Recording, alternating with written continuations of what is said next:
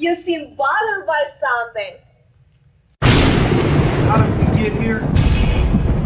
A CDMP TV and film presentation from Crazy D, the mind who brings you the Black Ice Chronicles, the Females DVD, and Situations DVD, brings you The Shifter.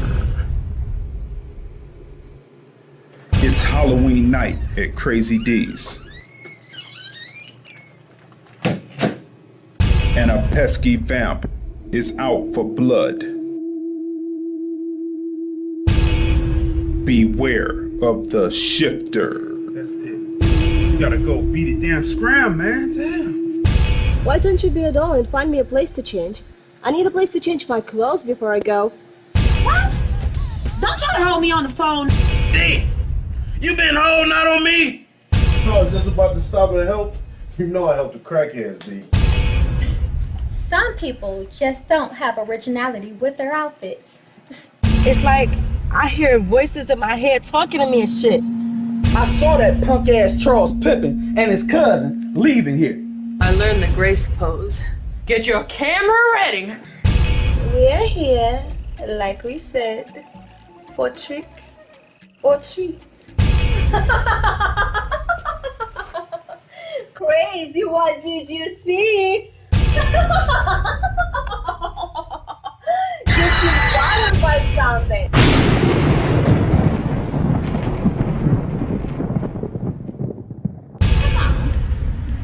You see that shit? Yeah, that crazy fuck in there. I don't know what the fuck that was for. Right. She can't stand that shit. Well, who's the pit bitch? Like, I what don't the fuck was she mean? Oh, I saw her to scratch that poke that bitch eye. Beware of the Shifter. Be at the premiere if you dare.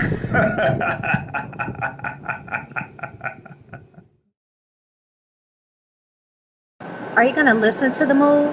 I've been out the loop since '09. Yeah, I'll be back to get at that, though. Check this. I'm at the motherfucking house last night. Guess what the fuck I see? What you see? Shamika, what's up? Fuck you think you fucking with? It's Maxwell, bitch! Fuck you in them shoes. Bitch, I'm about to stalk you with these shoes. I thought I told you to get a jump to Crazy D. I did give it to Crazy D. You know, D, you must have seen money in that. You know, he used to produce those nudie DVDs. Fuck you, thin man. I know you did it. Don't let your mouth write a check, cause I will take it out on your ass. Damn, man. You serious? I don't appreciate being roughed up by men. Or should I say, male bitches. Yeah, you gonna work out. And we look for young ladies like you to host them. I look like somebody that can host your videos. That's right. So go change, cause we ain't got all day. Get off for her. Really good, though. I'm doing that bullshit. Crazy. What the hell? How you in my room?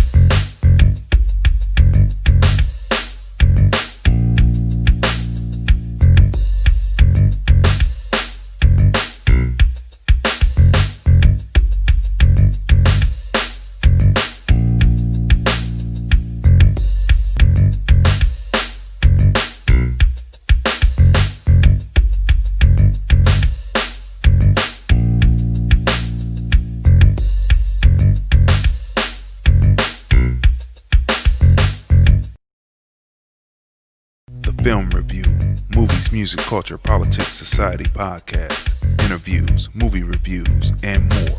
Live Sundays at 5:30 p.m. on the Film Review Live channel. Subscribe.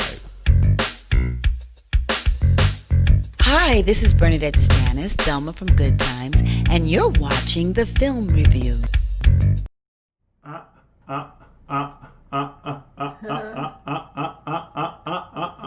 What is going on, people? What is going on, people? Do we have a great jam-packed show for you today? You are watching hashtag TFR Podcast Live. That's the Film Review. Movies, Music, Culture, Politics, Society podcast. We are your hosts. I'm Crazy Dee. Tracey. And we review movies, music, culture, politics, and society. And again, do we have a jam-packed show for you tonight, this evening, right? First of all, we want to shout out to everyone that is listening to us, watching us on Blog Talk Radio, on Periscope, on Vimeo, on FB, and of course on the Film Review Live channel on YouTube.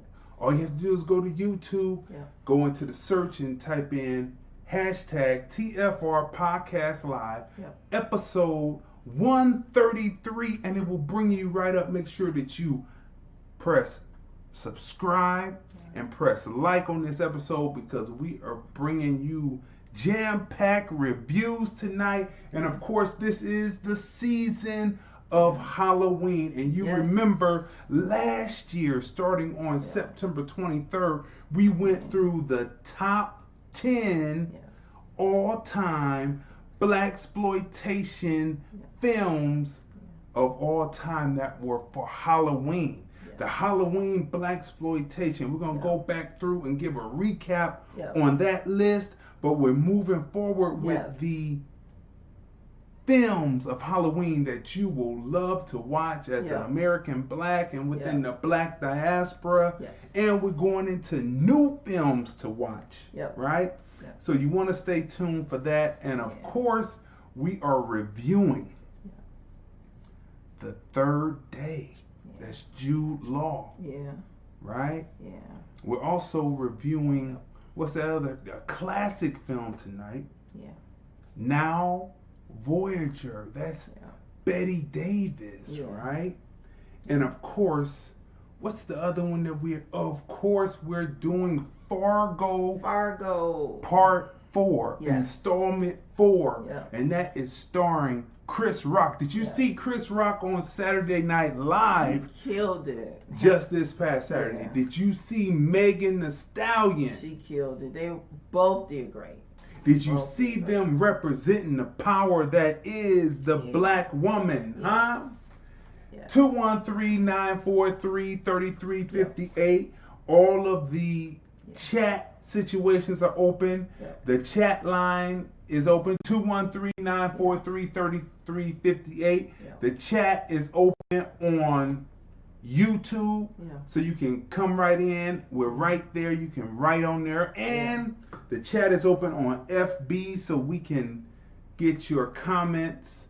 We've got perfect streaming, and that's what's happening. Okay, so let's get started without any further ado. First of all, before we get started with the usual, how was your week, and the memes, right? Before we get started with that, we have to say this real quick.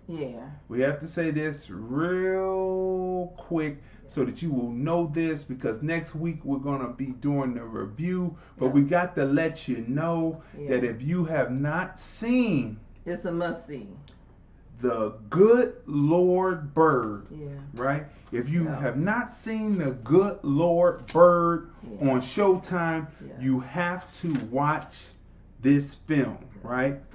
Written by James McBride, an American Black author. The Good Lord Bird originally was supposed to star Liv Schreiber and Will Smith's son. Jaden. That's right, Jaden Smith.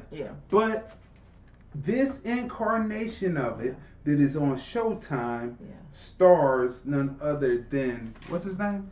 Ethan Hawke. Ethan Hawke, that's right. You know him from Training Day and so many other films. Magnificent Seven. Yeah, right. And you definitely know him from way back with Robin Williams, right? The Dead Poet Society. Yeah. If you've never seen that film, you have to see Dead Poet Society, right? Yeah. Also, Joshua Caleb Johnson plays Onion. Yeah. Bob is played by Herbert Point Dubois or DeJour. That's his name, right? Yeah. And so you have to see this piece. Yeah. It's John Brown. If you don't know who John Brown is, these episodics will take you through who John Brown is. Based on a true story. Based on a true story. Right. It is the events that led up to the Civil War, right? And it is told through the eyes of the young boy who is mistakenly thought to be a girl. And we are going to go in depth in that next week. So we just had to let you know that it debuts tonight, but we saw it a little early. So we decided that we would talk about it. Great episode. The first episode is directed by Albert Hughes, one of the Hughes brothers. One of the Hughes brothers. So, well put together. Great acting. It introduces some of the main characters, and more characters are going to be introduced. Yep. So, without further ado now... Well, you know, first, let's give condolences to actor Thomas Jefferson Byrd. We know him from acting in numerous Spike Lee films. That's right. He was murdered overnight in Atlanta, Georgia. We know him from, he played the character Earl Barnes in the movie Clockers. He also played in another Spike Lee film, Chirac. He played in Sweet Blood of Jesus, Red Hook Summer, Bamboozled, He Got Game, Get on the Bus, Girl 6, and Clockers. That's right. And he will definitely be missed. Yeah, he was the consummate supporting role actor. Yeah. Or just the extra in the back with a line or two, but he was there for Spike Lee constantly. And I wonder what the situation is concerning his passing. But our condolences go out to his family and friends. So, you know, that is one, I guess you could say, one of the first blurbs that just came across, and we weren't able to grab a photograph because it had just come across, but we get the news to you right then. So, first of all, how was your week, Secondary? Well, you know what? I was happy when October came in because I love the month of October. Well, first of all, you know, growing up in the Midwest, we were fortunate enough to see like the change of seasons and like the leaves, like the beautiful colors. It went from green, you know, the summer colors, green leaves, green, you know, trees, branches, and to now they're like, you know, we have the autumn colors, we have the oranges, we have the yellows, we have like the golds, the browns, just beautiful, right? So, and then we get what was called Indian summer in October. Right, so yeah, looking forward to that. And also, growing up, every kid was excited about Halloween because as a child you equate Halloween with candy, right? So as an adult you learn a little bit more about Halloween, right? But as a child you equate Halloween with candy and scary movies. And like as far as us, we grew up watching Big Chuck and Little John, or Big Chuck and the Houlihan Show, and on Friday nights they would show like scary films. Right. So yeah, so was excited about October coming in because I'm telling you, dealing with COVID, like the summer just flew by. You know, nobody could go on summer vacations, so we just, you know, hey, we just take it day by day. Day by day. And just looking forward to COVID being over, but I was happy when October came in. When it came in, yeah, you know. So let's see. The first meme being that we're talking about COVID-19, make sure you smash the share button and the like button, and make sure you subscribe to the Film Review Life channel on YouTube. Subscribe. Share on all platforms. Let your people know that we are on, because we are bringing reviews that will save you revenue. Because movies are costing $19.99 now. At home. Right? Oh, and another thing.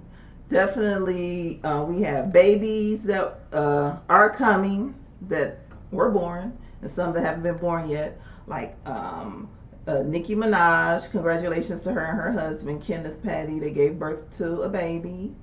Our cousins, Tyree and Maria, are giving birth to a bundle of joy, a baby boy. Tyree and Maria?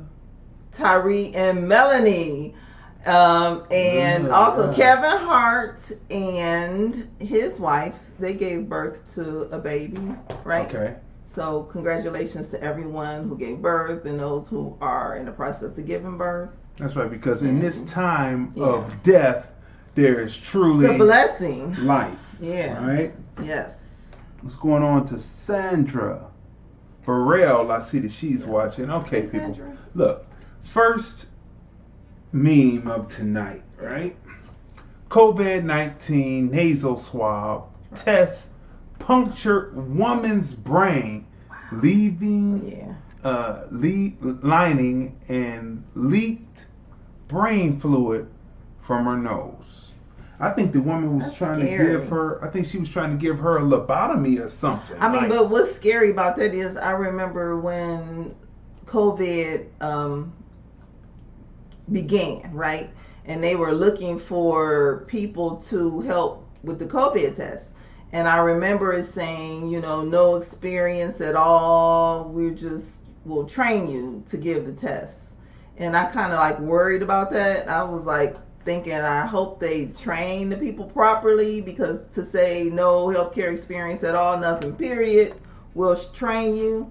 And when I read about this, I was shocked, but then I wasn't kind of surprised, because I'm like, well, are they training these people properly? You know, so that's scary, because we are putting our lives in these people's hands when they give us this COVID test, because they're taking this instrument, this tool, and they're sticking it up with the nasal. Well, they area. have the quick swabs now. It's supposed to go like this, but they had the one that would go in and park to the left, or park to the right. But the thing is, the newer ones that they have, that you just talked about, that they don't have to go as far up in the nose. I mean, are the people who already purchased the earlier ones, are they willing to throw those out and buy new ones? No, they're probably going to go. I mean, that's what I'm saying. They're going to use all of the ones that they had prior to this new one. Well, you know, if there's anything that the media was saying, it was a shortage of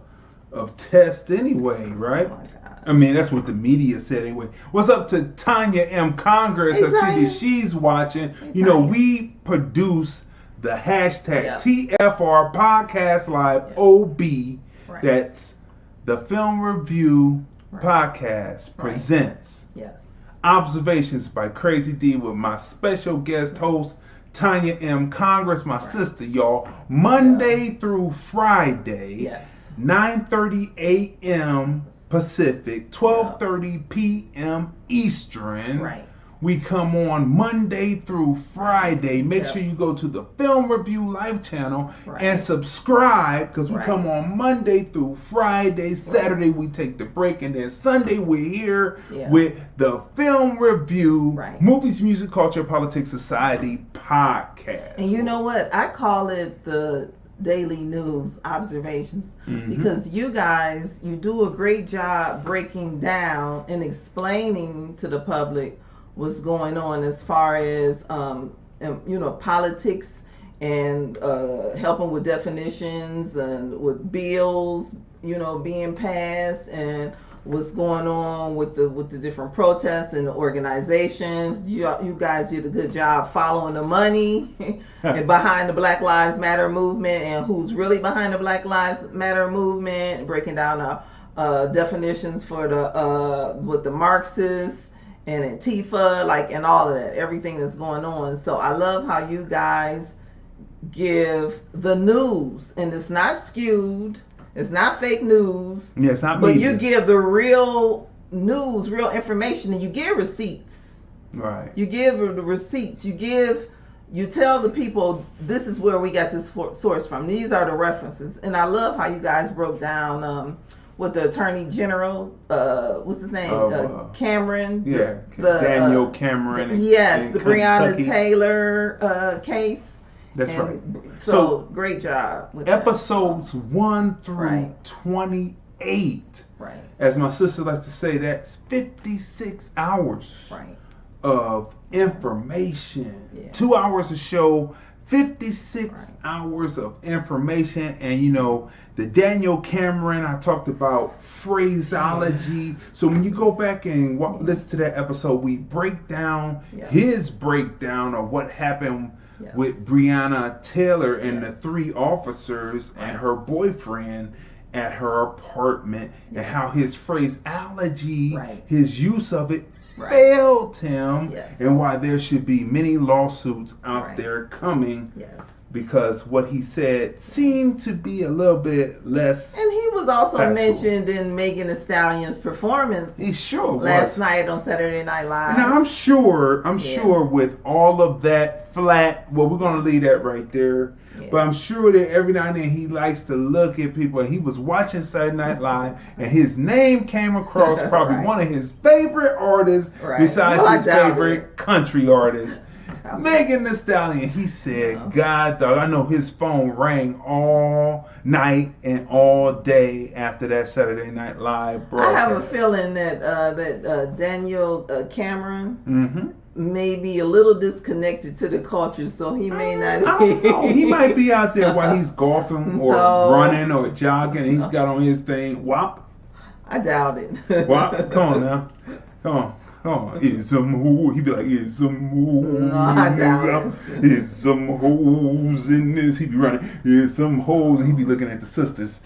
I mean, man, the sisters ain't hoes though, man. Stick to the. He's looking for the Karens in the back. As Ice Cube used to say with West Side Connection, when he said, "Stick to the dicks and the balls you listen." Viewer discretion is advised tonight. All right, people, let's look at this one right here.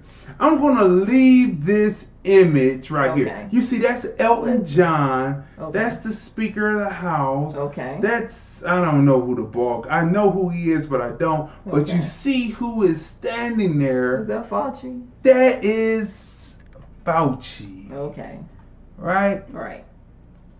And I'm gonna leave that right there. And, you know, just so people can get a glimpse of that. Like, where would your loyalty lie?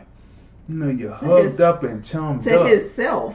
Now, this right here, this says, literally, thousands of doctors and scientists have come out against Fauci's lockdowns, including a Nobel Prize winner, right?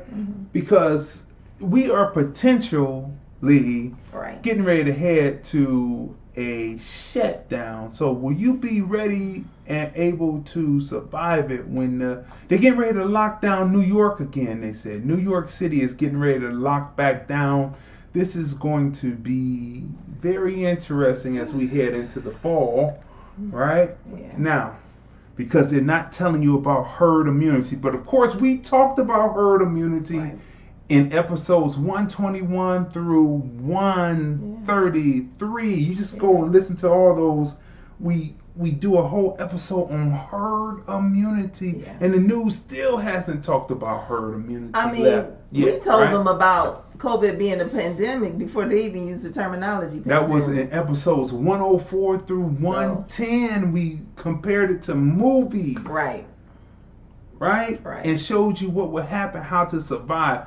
104 to 110, 121 up to now 133. Now, this is another meme that I saw. Require cops to have 4-year degree in law instead of 6 weeks of training and a lot of our problems would be solved, right? Right.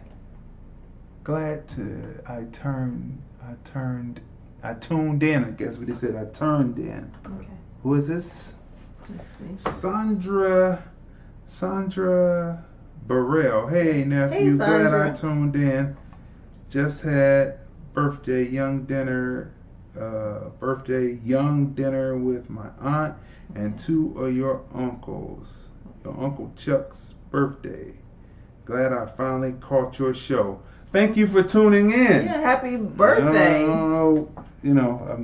I gotta see a photo. I don't know exactly, but anyway, Happy birthday. they got to have these cops taken care of, right? By having them have a degree, and a lot of this would be settled because these are young guys. Now, here's one that I thought was very interesting. That I thought that really talked to what we've been talking about during the week on hashtag TFR Podcast Live OB. Right. Malcolm says, Right. we are not outnumbered, we are out organized. Malcolm X. That's the truth. Facts. We told you you have to organize to mobilize. You have to mobilize to organize, and the mobilizers get with the organizers, and let the egos go. We would have something, right? Now this is sad news because we grew up with this person. Yeah. We grew up watching this person, and I met her in Washington D.C. That's right. She was really nice at Howard University, right? Yeah. You possibly had made a different decision, right? You possibly we were almost roommates. Almost roommates. That's right. This is so sweet. Ananda Lewis. Yes. She's been diagnosed with stage 3 breast cancer. Yeah. We remember watching her on and coming up on Teen Summit. We all grew up together, right? Yeah. And so prayers go up for her. Yeah. Because she was always a nice person, and she fought the revolution. She's one of those people, you know how we talk about some people, like you see them one way on television, but then when you meet them in person, on television she came across really nice and kind, right?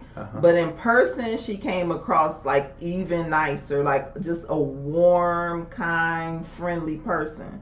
So what you saw on TV, I mean, that's really her. I mean, there was no act at all. Such a good person with a good heart. Prayers definitely go up for her. And her family. Now, this right here was interesting. The doctor that they had been calling a coup, the African doctor, that's here nor there on this show, where we stand. But she said that she would be willing to subscribe.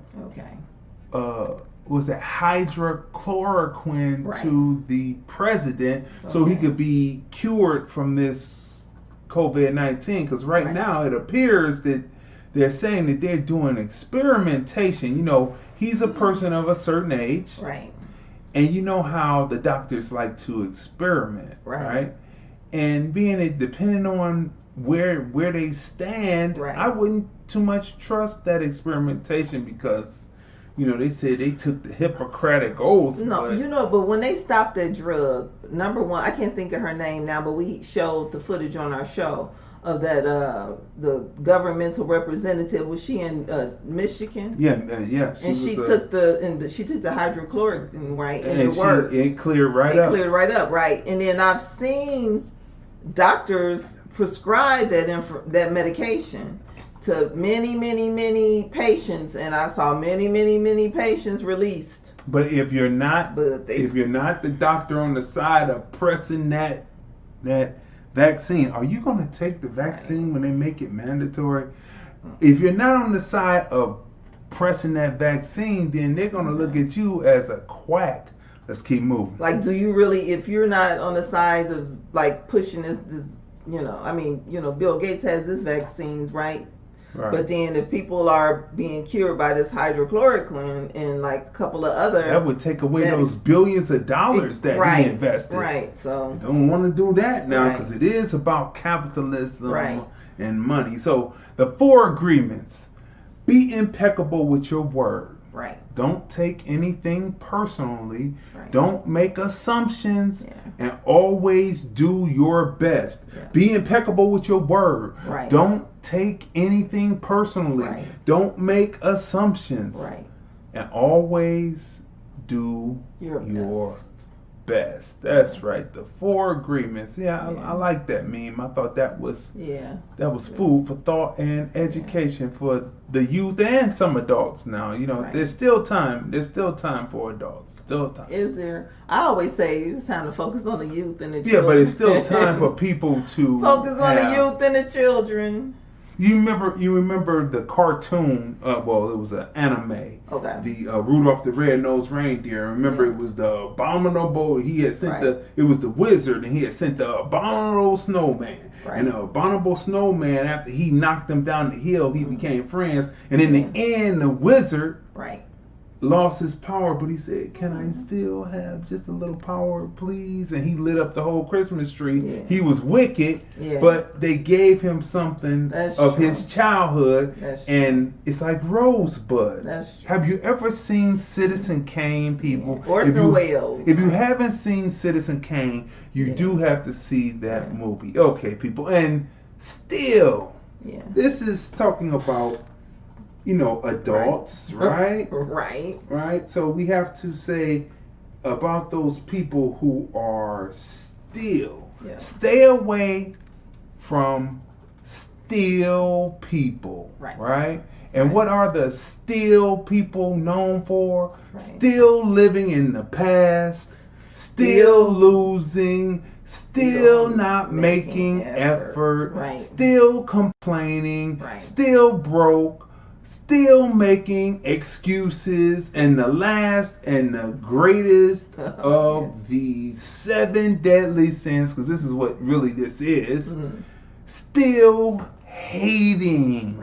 You see, there's no time for hate, because time is so short, and you will turn around and find that time has left you with nothing but old age if all you do is...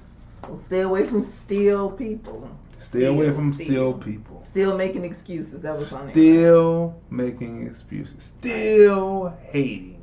Okay, people. So, let's get right to it. The first review of the night. Third day.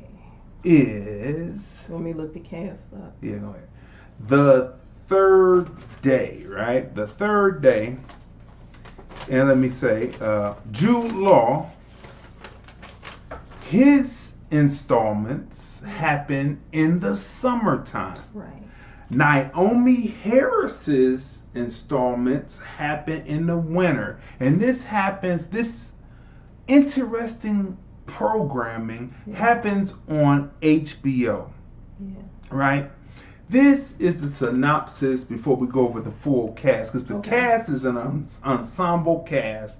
But this is the synopsis. An isolated island, accessible only at 4:15 p.m.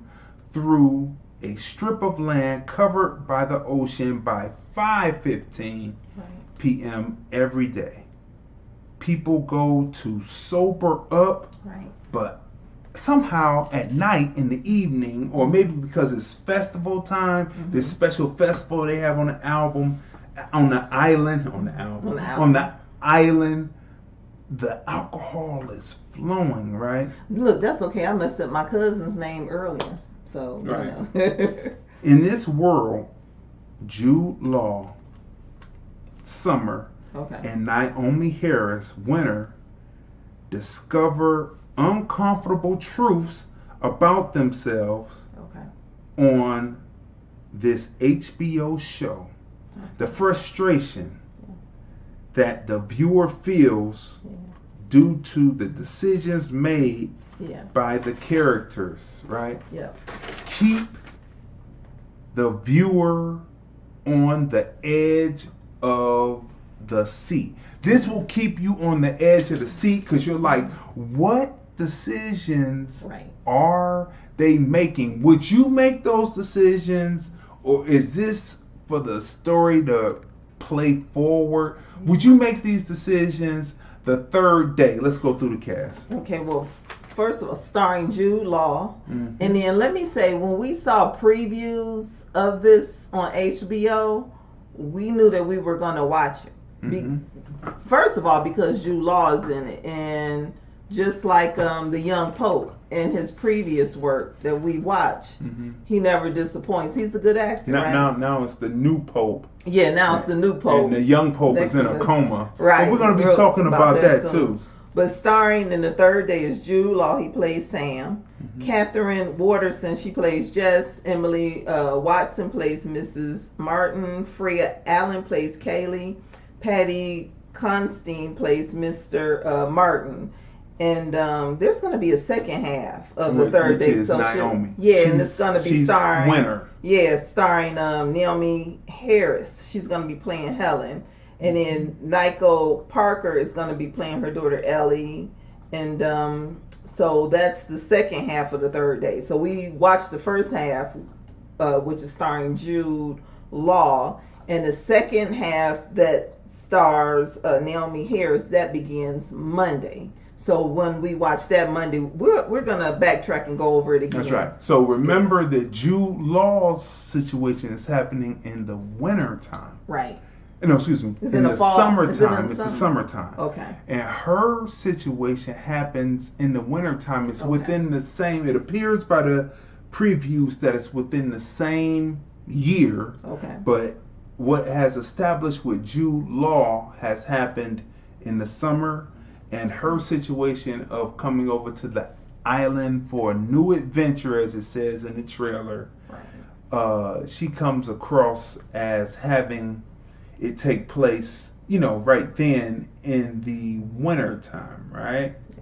So that's what that looks like to me. What do you think? Is that good? Is that right? Am I right? No, you're right. Well, let's go. Let's watch the trailer. Because you're right. Because it starts off, they're wearing shorts. Right. So let's watch the trailer here, right? As we go on, and we're gonna watch this trailer. Okay. Yeah, I think it's set up to go. Yeah, it looks like it. Let's see. Let's push. Okay. For some reason, it's not. Okay, wait a minute. All right. Let's go back. All right, people. Just a little technical difficulty here, but we're gonna fix it up because we go a little bit like this, go like this, and go media. There we go. And here is the trailer for it. We're going to talk over it. So this is the trailer for To lose how you lost. For The Third Day. That's a long time ago. Pain so doesn't Jude time Law here. and Naomie Harris, right? We've been through some bad things. Cinematography We'll take care of each other. on this piece, right? Beautiful. The Place is cinematography What is was a that saying? 10. You really Most let go, definitely is Sam. a 10, right? Most people are scared of pain, but they don't know how warm it can be. Why are you doing that? You mentioned in the You're here beginning because you how needed belief. The character Sam, But your grief so wants like chaos. frustrating, like the first Something happened here. episode and like the second Something episode, violent. but you know that the film is Is good. there someone when you keep frightening watching, you here on the island? right? So even though his character was just like frustrating, the acting is so good that you do become invested in the character. So you're like yelling at the TV like, you do in the theater. You're like, why are you making this decision? It's so stupid. And why didn't you leave the island? And you know that the world is going to disappear. And I mean, why don't you just leave? Why don't you just leave? Right. So the acting is so good, you do become truly, truly invested in it. So again, the second half of the installments is called Winter, and that's with Naomie Harris, right? Yeah. Cinematography is a 10. Right. The camera movement in the piece is a 10. Yeah.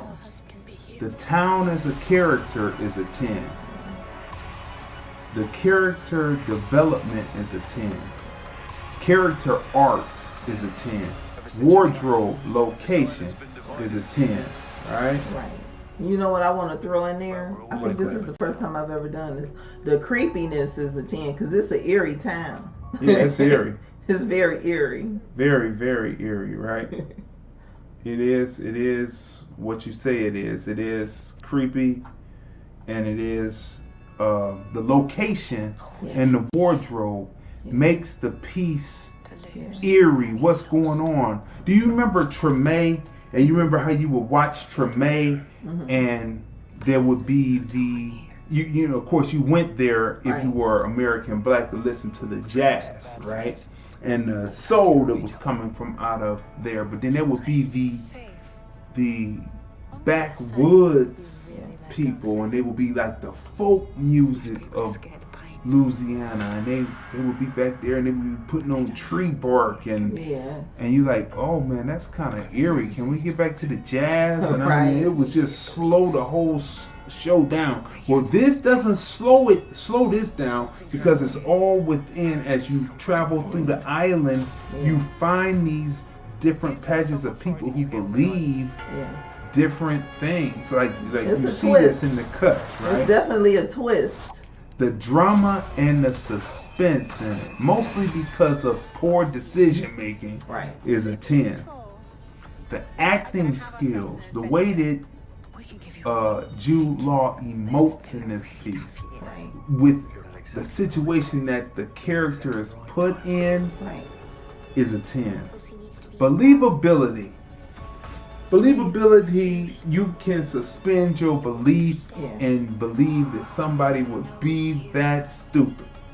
And so that's a 10. So what would you rate the third day?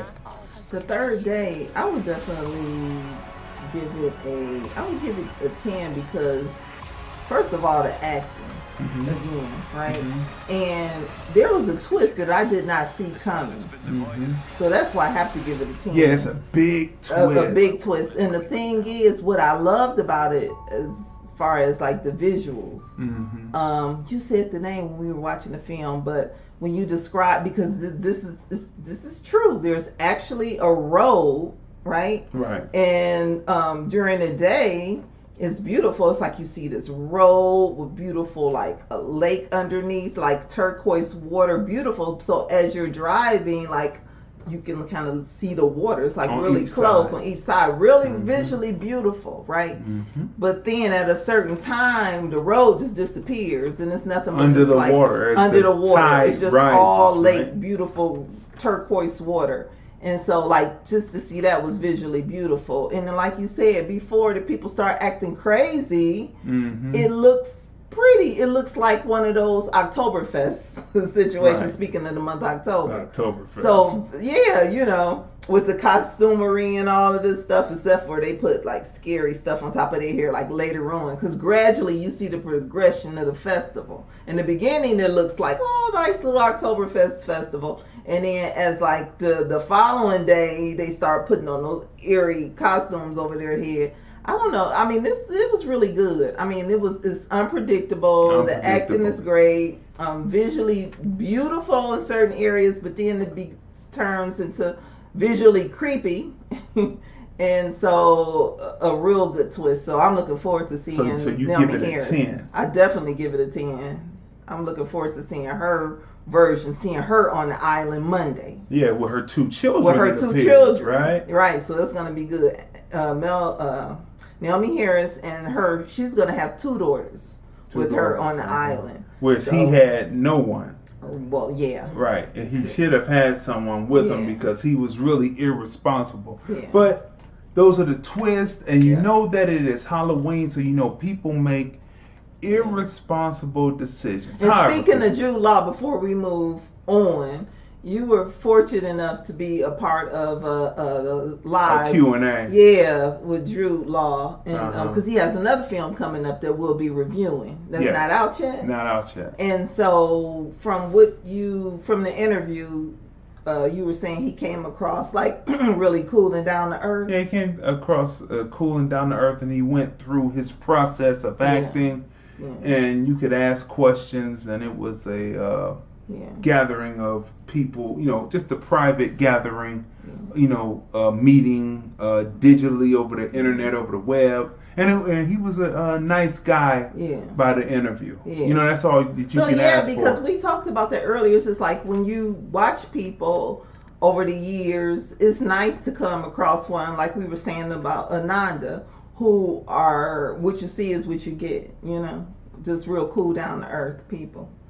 But definitely the third day you want to see. So we're going to be talking about his future film, but we want to say that if you haven't seen this film before, called The Talented Mr. Ripley, you should definitely see this film. It's Jude Law. What's her name back there? The one that's into health food now. That's from off of Friends. What's her name? Is that well, I know that's Matt Damon. Matt Damon. So from Friends, is that Phoebe? Is she the one that plays Phoebe? It's so far away. Yeah, that's her. But anyway, see that film. Not Jennifer Aniston. No, not Jennifer Aniston. It's the other one that everybody criticizes about her health food now, that people shouldn't be criticizing her over. I don't know that. All right, people. So look, last season, can you believe we're on our third season? Last season we went over Lisa Kudrow, right? Last season we went over the top 10, all-time top 10 blaxploitation horror films of all time. We went over that last year, right? And the top 10. So we're going to do a brief recap, but on the Film Review Life channel, in the playlist, we have the top 10 blaxploitation films of all time, and that is on the playlist where you can watch all of those episodes. It's 6 episodes. Watch that because we break them down and we bring clips also. Go ahead. Gwyneth Paltrow. Because I'm like, I don't remember Phoebe from Okay, so that's Gwyneth Paltrow and the talented Mr. Ripley. Okay, right. Okay, so now the top 10. We did the top 10 plus honorable 6 honorable mentions, right? So the top 10: Scream, Blackula, Scream, 73. Right. Number 2 was Blackula, 72. Right. Now you can again go to the playlist at the Film Review Live channel on YouTube, and you can watch those episodes. It's 6 episodes. We lay it out. We even show you some horror films like The Strange Thing About the Johnson. Oh, that one was interesting, wasn't it? Right. Didn't see that. Right. So number 3, Vampire in Brooklyn, 1995. Right. Number 4 is Death by Temptation. Right. Death, D-E-F, by Temptation, 1990. Number 5 is Petey Wheatstraw, The Devil's Son-in-Law, 1977. You see a lot of these on the covers up there at the top, right? Yeah. Number 6 is J.D.'s Revenge, 1976. Glenn Turman. We're going to be talking about him again tonight because he is on the new episodic called Fargo Installment 4, right?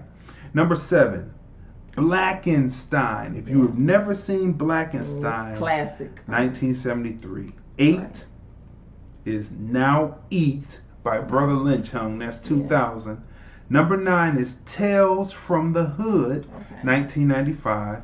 And number 10 is Bones, 2001. Now, honorable mentions, right? That's Snoop Dogg. Honorable mentions. Number 11 was Us, 2019. Number 12, Abby, 1974. Number 13, Dr. Black, Mr. Hyde, 1976. 14, The Shifter. That's my film. You see the trailer at the beginning of our episodes because it is Halloween. You can go right over to Demand on Vimeo, type in The Shifter, TBIC, The Shifter, or the Black Ice Chronicles, The Shifter, and it comes right up and you can watch it. It is a horror, comedy, great acting, shot beautiful. 20 Well, you know what? The Shifter, I always say, like, as far as the honorable mention list, it needs to be on that other list. Like, not even top 10, but top 5, because it's well written, the acting is great, it has horror, I love the community aspect of it, and I love the sense of humor. I mean, it's up there. It's Plus it really good. Curator's pick at Fringe Fest in Hollywood. Right. So, but you didn't even need to get an award from Hollywood in order to know that was a great. I mean, it's really good. The Shifter is really good. Right. And it's within the trilogy of films, including Back in Cleveland and Situations. It's a trilogy starring a character called Shamika, right? Blade, 1998, that's 15. And number 16, The Strange Thing About the Johnsons, right? They were a strange family. Right.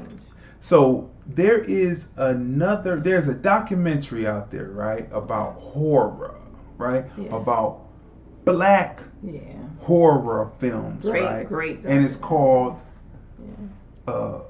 Horror Noir, right? Horror Noir. And we have a clip about it, right? Of course, we are prepared to bring you the clip about it. Let me find it. Let me find the clip. I am not seeing what I'm looking for. Where's the clip? Oh no, there's no clip. I don't have a clip. Oh no, there's no clip for it. I thought I had a clip. There's no clip for it. Listen, people. Film noir, horror noir deals with black people in horror films, right? Yeah. So let's turn there real quick. Film noir.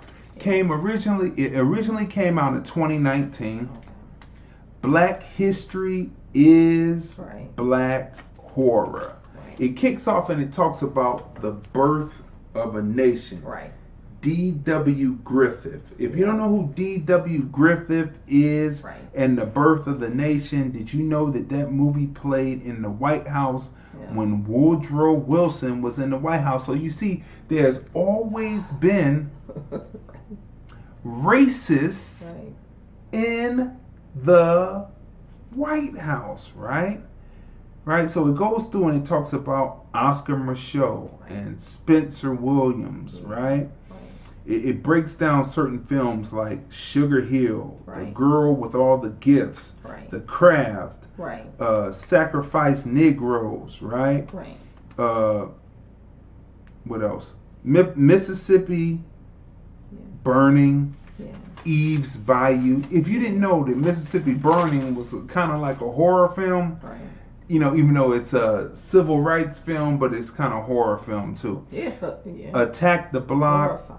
The First Purge. We reviewed The First Purge in the first season of TFR Podcast Live, right?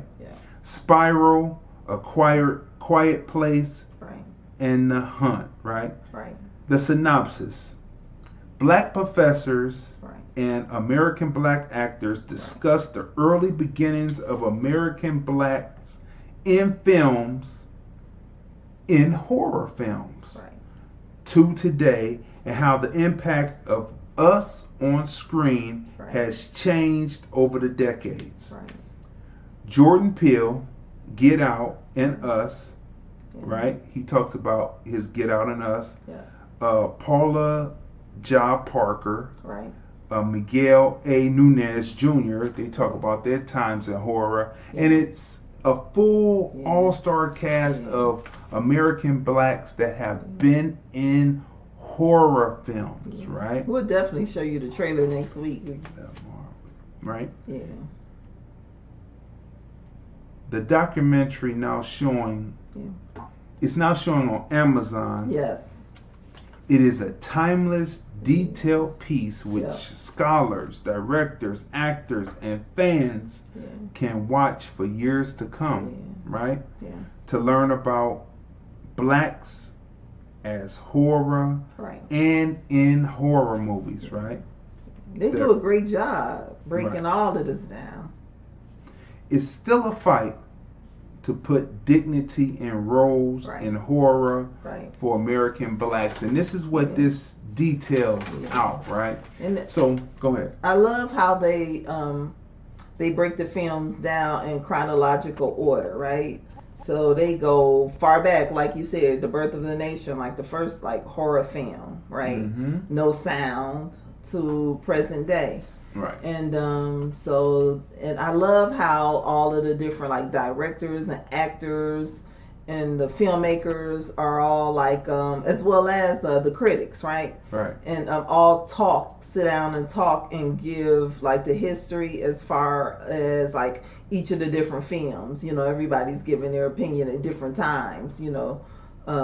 But it's just well done. It was just a well done documentary. Well done. And the thing is since October is horror month, we'll be covering all of this, and we'll show you. We'll have the film Noir trailer to show you next week. Actually, we have it now. Let's go. Oh, look at you! We've You always work so loved fast, horror. Crazy. It's just that horror hasn't always loved us. Black people play a particular role in horror films. First, we weren't in it. We were played by white people. Yeah. We went from maids to pimps and hoes. If there was somebody black, they would be the first to die. Black films hold a mirror up to society, but at the same time give an audience an escape. My name is Blackula. One fellow said to me, you were directing before it was legal. You can be the boss down there.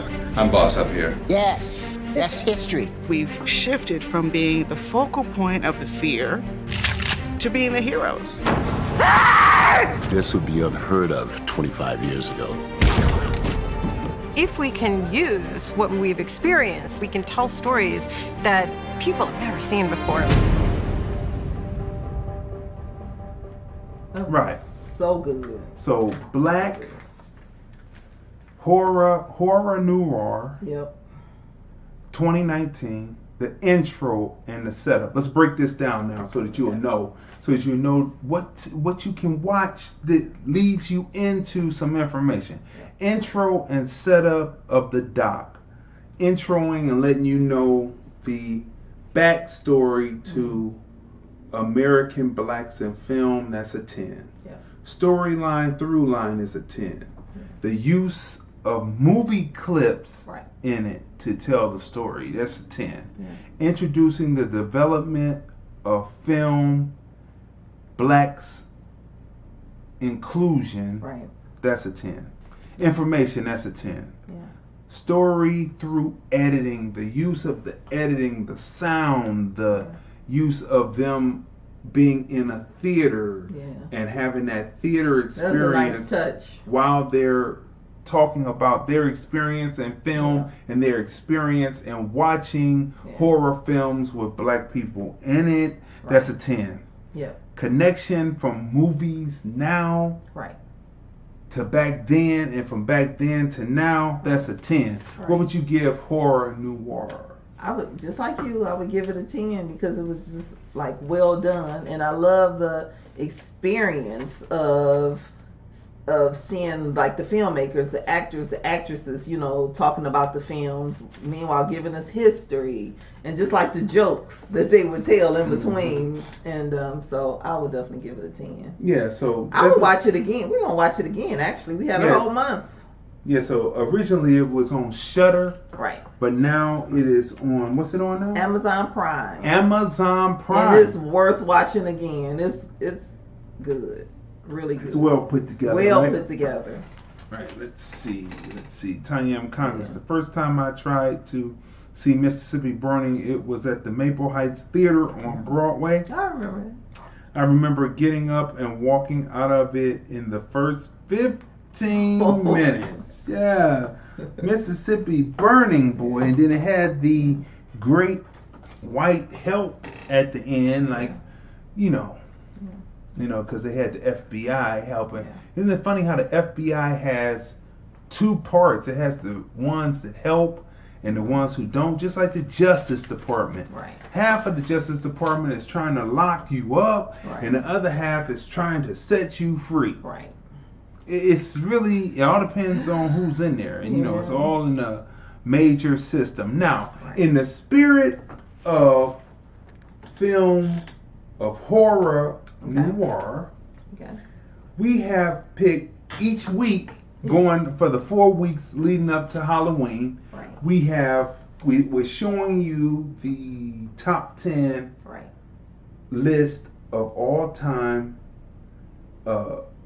blaxploitation horror. But along the bottom here are 4 films where there are black people in these horror films that are not specifically black horror films, that black people, American blacks and the black diaspora will enjoy watching for one reason or another.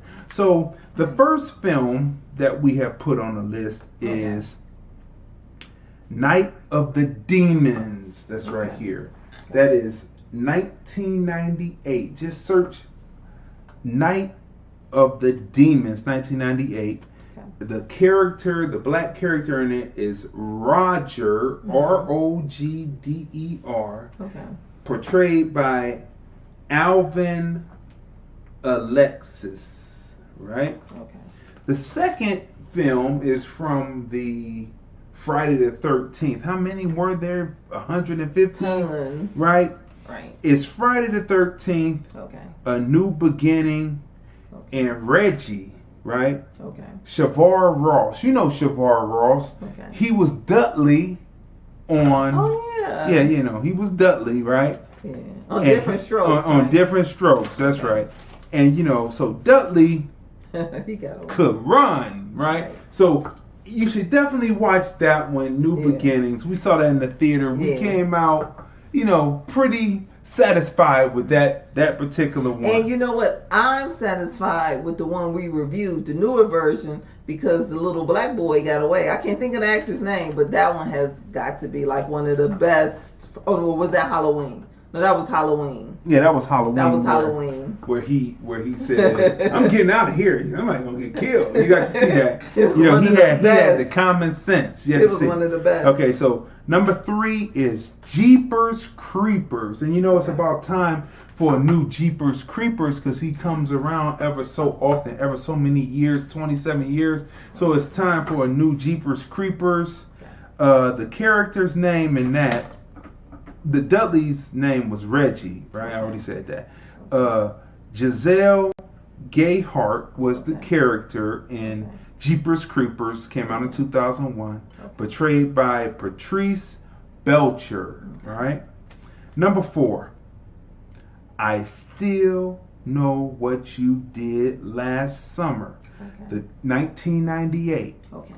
Carla Wilson was the character portrayed by Brandy. Brandy Norwood, right?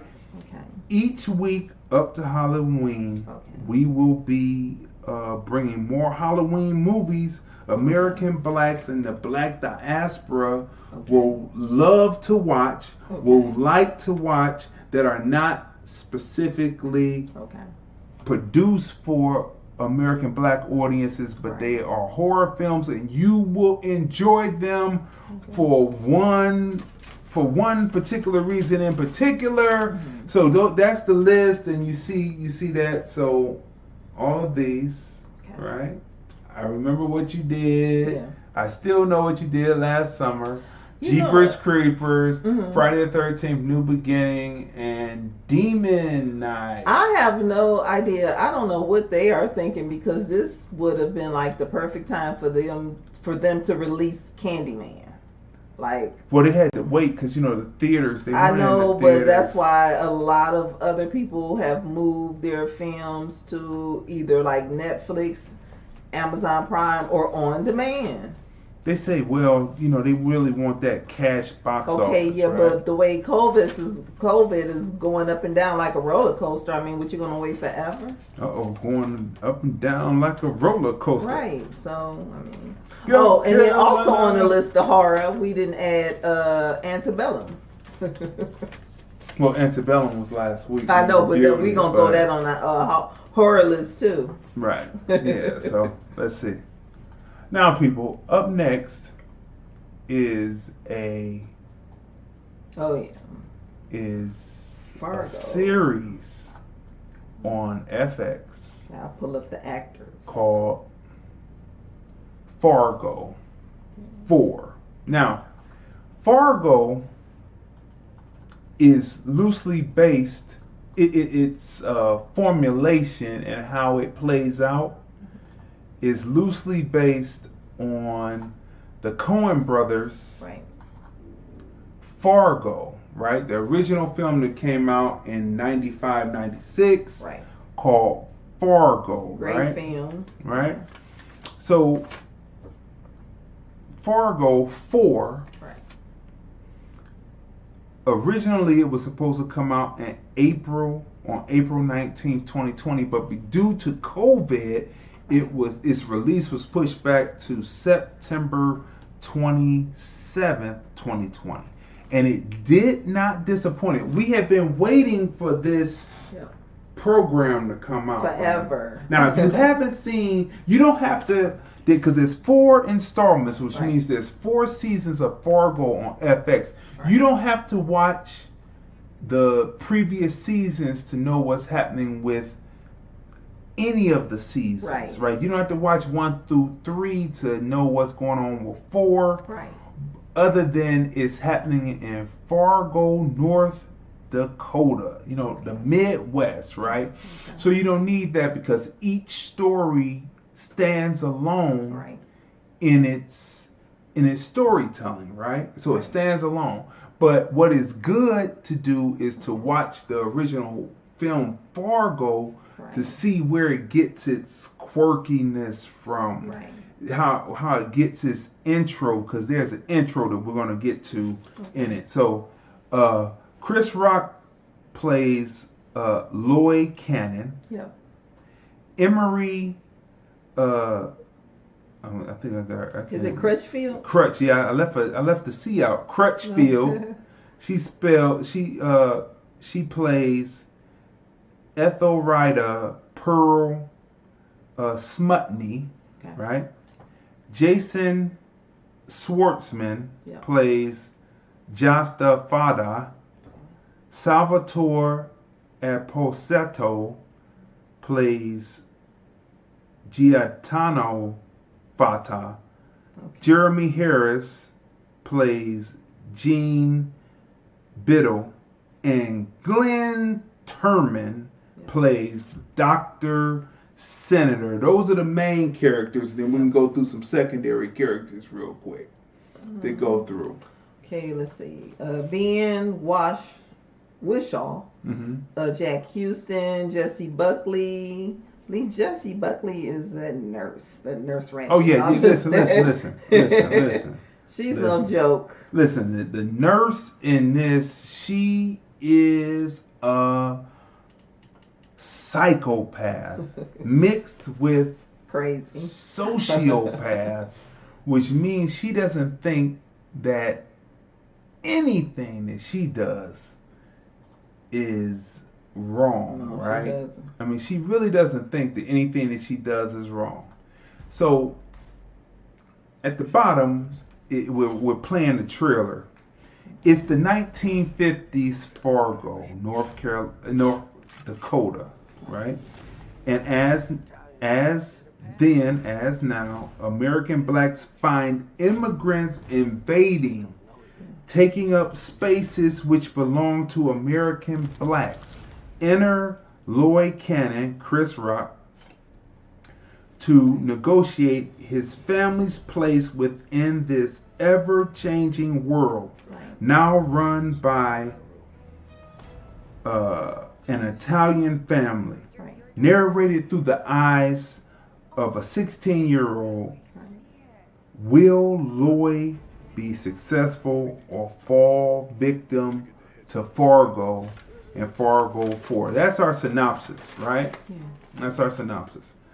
Fargo is an anthology series, crime drama, comedy, due to situations. It's not funny because of it being buffoonish in any kind of way. Not at It's all. funny because you will see situations that you say, hey, my cousin would have done that, or I would have reacted the same way, and you chuckle. Created by Noah Hawley, right? Howley, right? Structured much like the original film Fargo by the Coen brothers, right? That's Fargo. That's the original cover for the Fargo, right? Fargo 4 series, much like 1 through 3, follows desperate characters. But what sets Fargo 4 apart is though still telling a story based on true events, it is the American black audience. The American black audience gets to finally watch a story about two crime syndicates where the black characters are not secondary. Lloyd and his syndicate are the focal point of the story. Right? Yep. So that's what Fargo, this particular Fargo, is about, right? And what's your thoughts on this particular Fargo 4 before we move forward? You know what? I was looking forward to seeing Fargo 4 after seeing the previews, right? The trailer.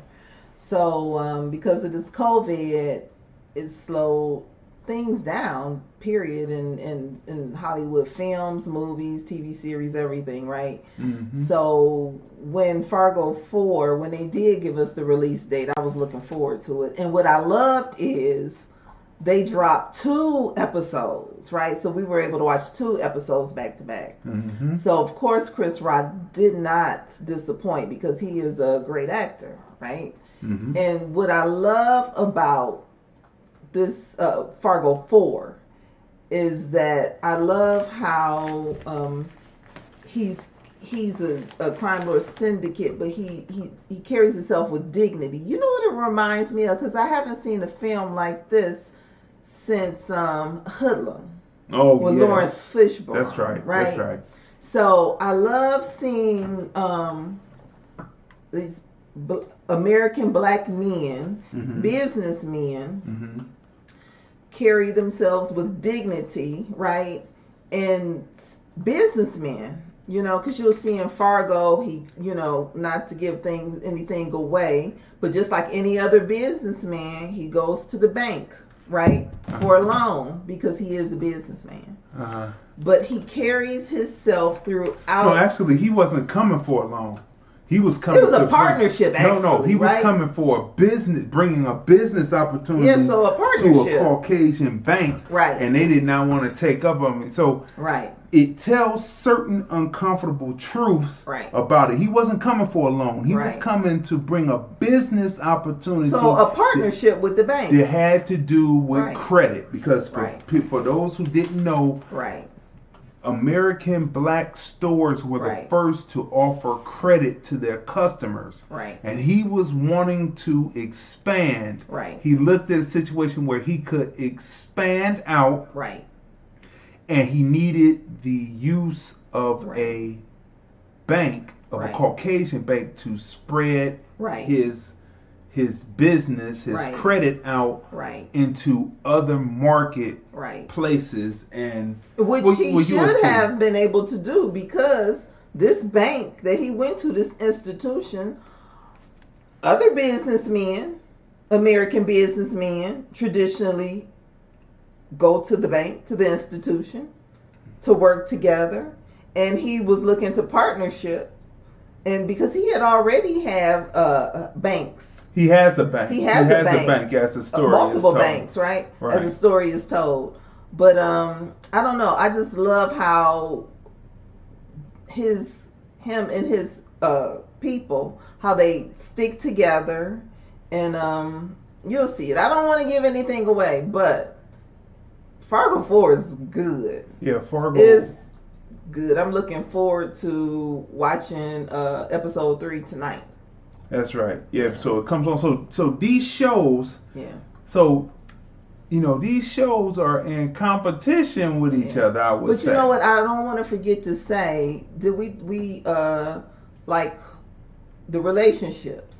I love the relationship between Chris Rock's character. What's his character's name again? Lloyd and his family, his son, the relationship with him and his son, his wife, his community, right? So I love the relationship, and right, because what people don't realize when they're criticizing so-called gangsters, they don't realize that was the options that were left for people to do. Now, since Jordan Peele's Get Out and later Us hit the movie market globally with critical success as well as box office, studios, production companies, and up-and-coming screenwriters look to cash in on the phenomenon that is American Black history, and that is where Fargo, Watchmen before it, and Lovecraft Country contemporary excel. Watching these three connect the dots even better than a history class because they give you demarcation points to begin from, right? So each one of these programs, Fargo 4, Lovecraft Country, Watchmen. Now, each one of these are works of fiction, but they have true events woven into the storyline, right? Which you have to give Jordan Peele his credit because he showed that it was marketable and box office money making, right? Which meant that everybody wants to jump on the bandwagon. So enjoy these shows because truth is being put through these shows, right? Or should I say facts? Remember, it's not about being on that hamster wheel and having that emotion, but it's about and having that mindset. It's about having these stories and getting the facts from them and making your own mind state, not being hindered in because you didn't know. These shows help you know information, and I believe as it goes along, I believe that the good Yardbird, right? Oh yeah. I think that's going to bring about stories also that are going to be worth listening to, which is connecting the dots. It's about connecting the dots about what has happened in the past to have a better history so you'll know where you're going. You got to know where you're going. The good Lord Bird, let me bring that up. Right? So the good Lord Bird is going to take you back into the 1800s, right? Right here, Fargo takes you from the 1920s, 30s, 40s, 50s into the 50s. Lovecraft takes you into the 50s. And Watchmen takes you from the 1920s into a modern day situation within the world that they build, right? So these 4 shows bring information that you need to know that will get you started to begin to research about things that you may not have known about. And so that's very important for us still today. So make sure you watch these programs. I think shows like these do well because number one, people are hungry for factual history, right? and American blacks are also like, you know, hungry for. We want smart storylines. We want great acting. We don't want any stereotypical shucking and jiving, you know, like they do in some films. Right. Like these films are well done. Well done. And there's no shucking, there's no jiving. There's all of these characters. They have their own personalities, just like the American black diaspora. We have all types of personalities. They have agency. There we go, agency, right? And just great storytelling, right? And we're getting, like you said, like pieces of our history woven in, and well woven in, right? And just great writing, because we watched these shows, and like when we were watching like Fargo, right? And we had to like rewind just to hear some of the Glenn Turman delivers a line. Yes, we like had to rewind it to hear that line again. That's we was like, woo, great writing. It's in episode 2, and it has to do with a packing plant, right? Somehow the Italians have moved in, and blacks have been in this society, and all of these different immigrants come and have their shot. And American blacks at this point in 1950 say enough, and they move in. So this is a great story, Fargo. The genius of Fargo 4 is told from the remembrances or the memory of a 16-year-old girl, Ethel Ryder Pearl Smutman. American black girl. Right. I get Smutman. I'm looking at the wrong name. I can't read my writing. This is horrible. Let me see. Her name is Smutney. Okay. Right? Okay. Ethel Pearl Smutney, right? Okay. Portrayed by Emery Crutchfield. That's right. And it's so small. An American black girl whose family owns a crematorium, right? Right. A funeral home. Her world connects with Lois after the family falls on financial trouble. Her aunt and her aunt's girlfriend stop by, and a psychopathic, sociopathic nurse for a neighbor takes interest enough in her to bring an apple pie for the family to enjoy. What is it when people are minding their own business? Like this little girl, right? Young black girl, 16. Is just like minding her own business, reading. She was looking through her book, and here comes this crazy nurse. But prior to that, well, I don't want to give it away, but there's an introduction before the crazy nurse walked up, you know. And we was just talking about like the other day, right? I was outside. The weather has been beautiful, right?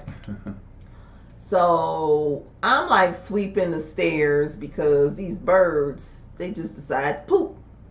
So I'm minding my own business, and then this woman just like has to stop. What am I doing? Why am I doing this? I'm just like, just Karen, please, just please. Just move on. I'm just trying to take in this beautiful fall day. Because you're watching these programs. These programs also help if you are blind to the fact of the danger that it is when somebody Caucasian. Like literally just minding your own business in your own space, just. But anyway. You know, your own space, right? So, the writing on this is superb. Okay. It's a delight. The tossing and turns. The tosses and turns are the main ingredient. Right. With true events thrown in. Right. To the roux. To taste the gumbo is to be hooked on the edge of your seat. So let's break this down. Cinematography, the way the story is told, the cuts, the edits, the camera angles, that's a 10. Storyline through line, that's a 10. Character arc, 10.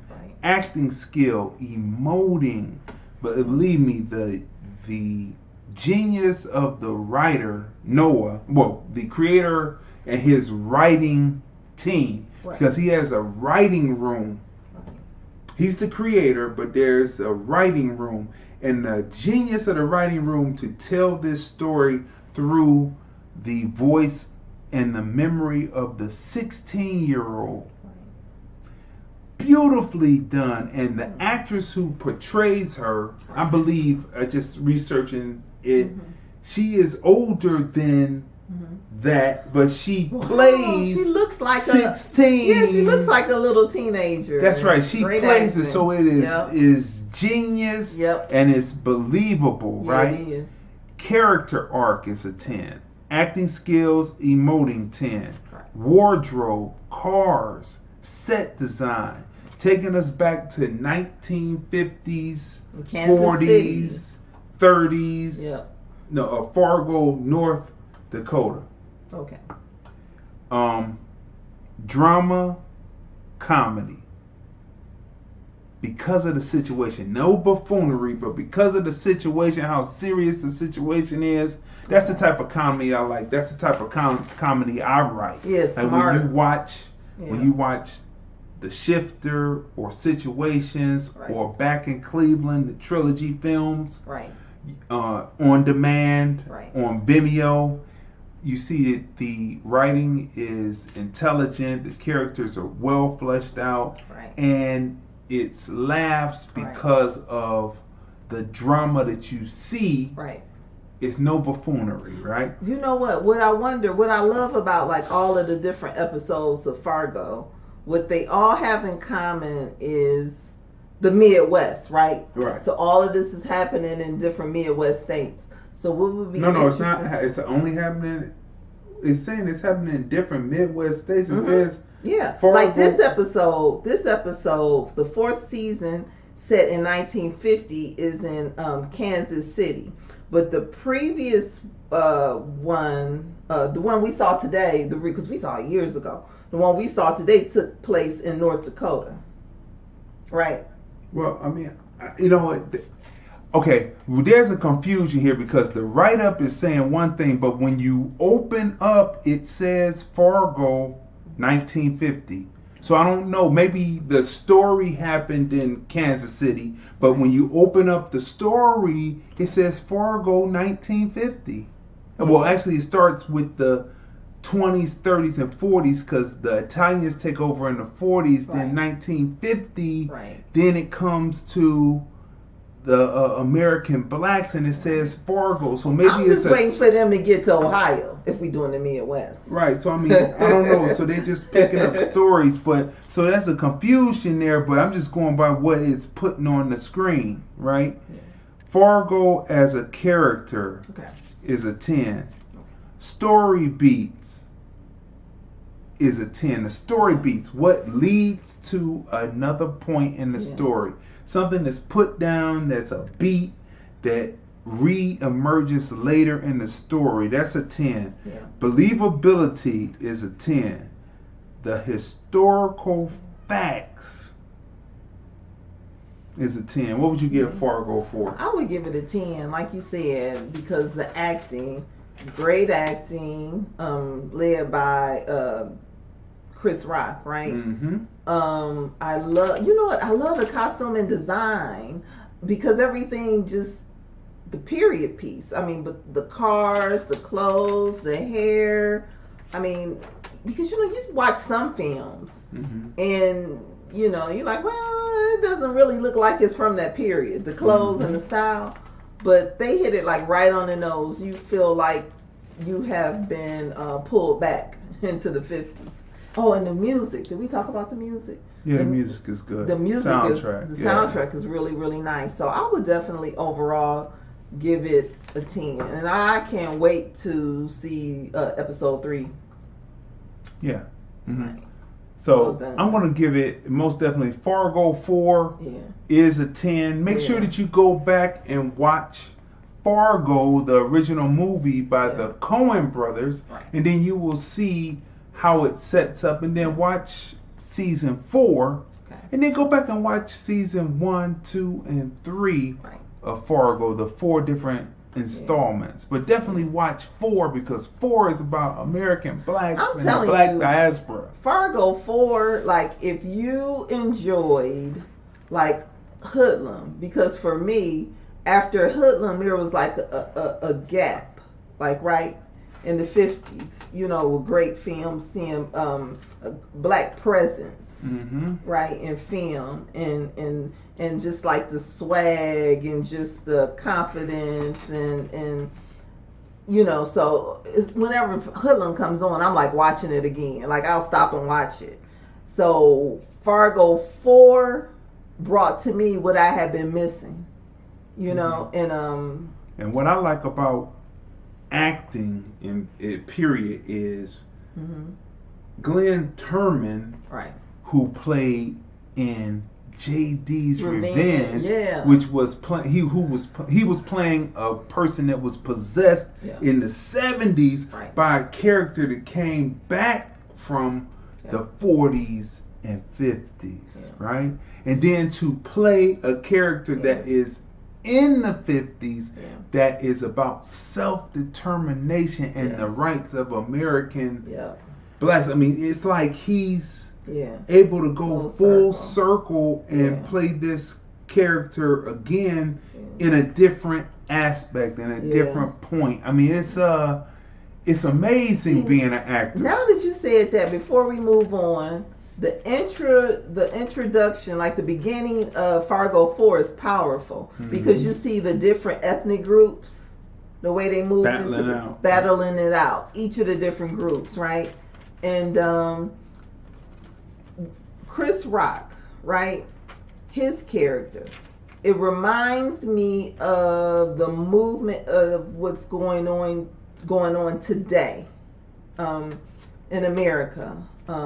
The American descendants of slaves, or the American descendants of enslaved. Some people say foundational black Americans, but overall American blacks, right? So Chris Rock does a great job, and kind of what he's going through is kind of mirroring what we're going through today. Isn't that interesting? Because in the 50s, what we're going through right now as American blacks. Because it's a hamster wheel that we did not get off of, because it constantly recycles, and every time a new generation comes of age, they make it so that generation forgets. And so we have to make sure that we don't forget. Let's see what Tanya and Congress said. Speaking of horror films, there was one that came out in 2014. It was called The Sweet Blood of Jesus, directed by Spike Lee. It was pretty good.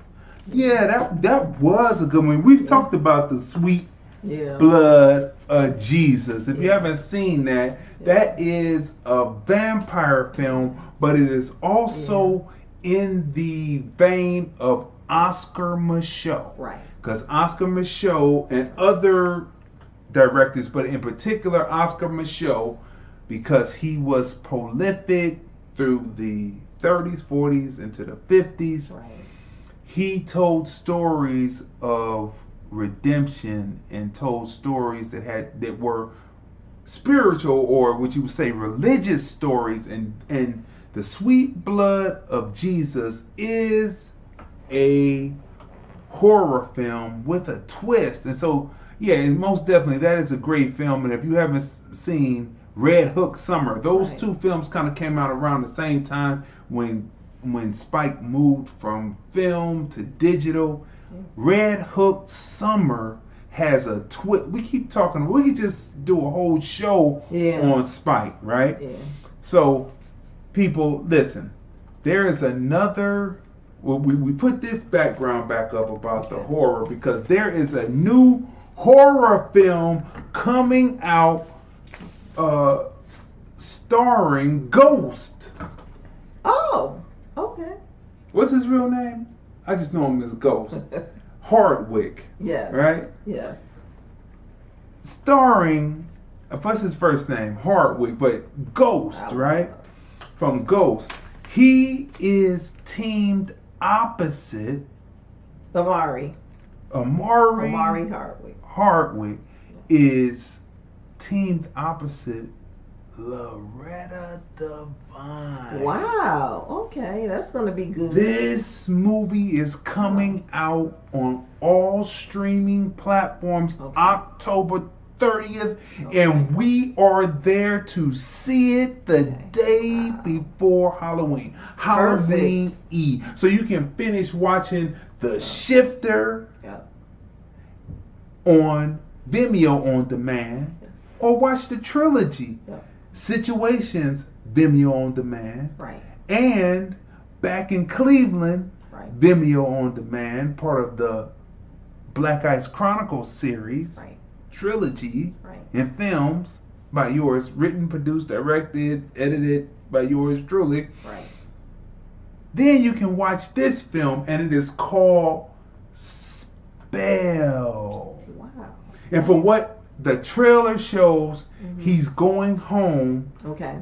Well, I wouldn't consider it was his home for quite some years, but he's going back to bury his father. And this is where you get into situations kind of like The Third Day. It's like it's a different world than where you're coming from, son. And so maybe we can see that next week. Here is, ladies and gentlemen. Do you have it? Oh, look the trailer. You see, I'm up on it. We're bringing you a chance. I told you to smash the share button because we're bringing you the situation so you will know what to watch that will entertain you as a black person. You won't see the black person get all stabbed up in the first few minutes of the film. You can watch these films and see this. So this, to me, the way I see it, I call it Serpent and the Rainbow meets Misery. Wow. And so let's play this. Here we go, right here. Okay, let's see.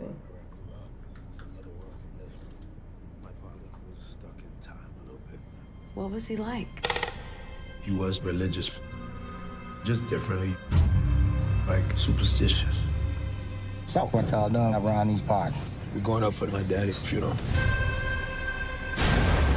They don't get many visitors up in those hollers. I'm taking it down!